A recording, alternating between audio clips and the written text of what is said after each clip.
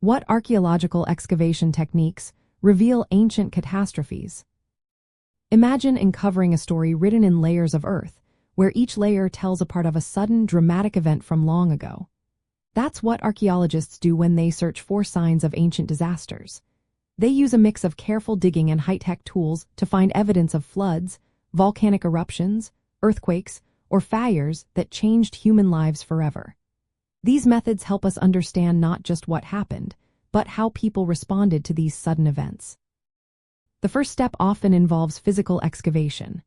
Archaeologists use small tools like trowels, brushes, and shovels to gently remove soil and expose the layers beneath.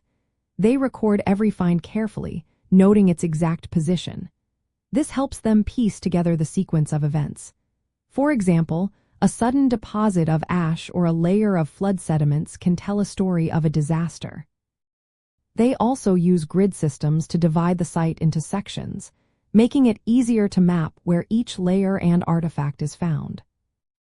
Before digging, archaeologists often turn to non-invasive methods. These are like superpowered X-ray vision for the ground. Ground-penetrating radar sends radio waves into the earth and reads the echoes to reveal buried structures or deposits. Magnetometry detects variations in magnetic fields caused by fire or metal objects, helping locate ancient hearths or burned areas. Electrical resistivity measures how well soil conducts electricity, highlighting features like collapsed walls or ditches. LiDAR, which uses laser pulses from drones or planes, creates detailed 3D maps of landscapes. It can show changes in terrain caused by earthquakes or landslides, even through thick vegetation. Once they identify promising spots, archaeologists start digging carefully to find signs of disasters.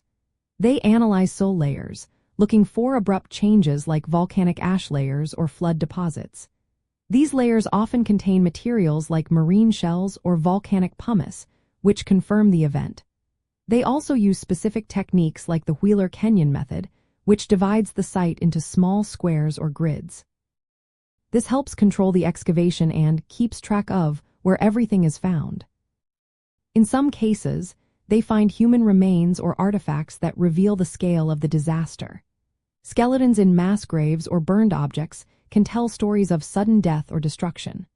For example, collapsed buildings with heat-altered bricks or charred would suggest fires. Layers of silt or sand that suddenly cover a settlement point to floods or tsunamis. Ash layers and volcanic deposits show eruptions that buried communities under ash clouds. All these clues help archaeologists reconstruct what happened. They can tell if an earthquake caused buildings to fall or if a flood swept through a city. They can identify volcanic eruptions by the presence of tephra, which is volcanic ash that settles over large areas. Evidence of fires, like charcoal and heat-damaged artifacts, can indicate conflict or accidental fires. Combining these excavation techniques with environmental data helps us see how ancient societies faced and adapted to sudden, destructive events. It's like piecing together a puzzle that reveals the resilience and changes of human life through time.